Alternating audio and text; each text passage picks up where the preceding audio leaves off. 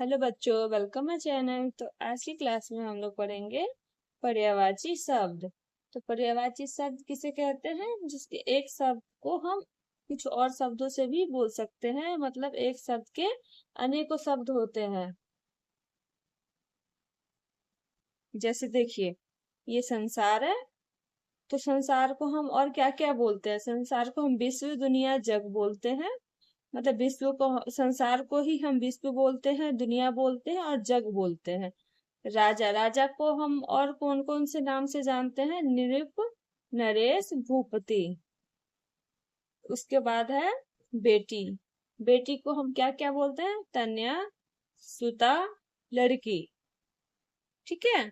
उसके बाद हमारा है पुस्तक। पुस्तक को हम और क्या क्या बोल सकते हैं? किताब, ग्रंथ और पोथी।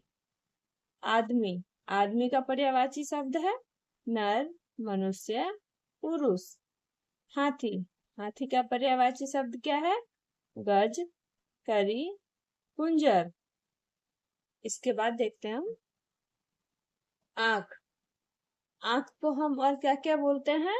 चक्षु, नयन, नेत्र।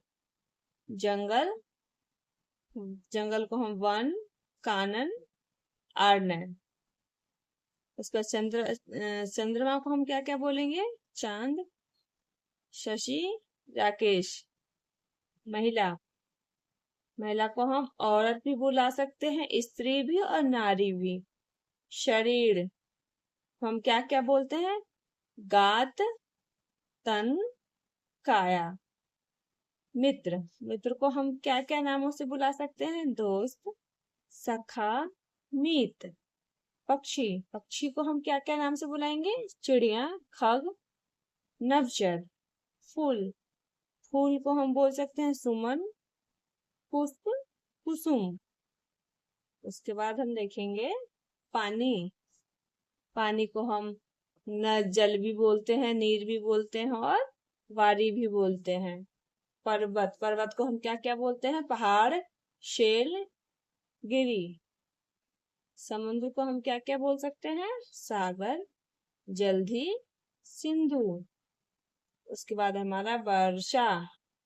वर्षा को हम क्या क्या बोलते हैं? बारिश, बरसात, में।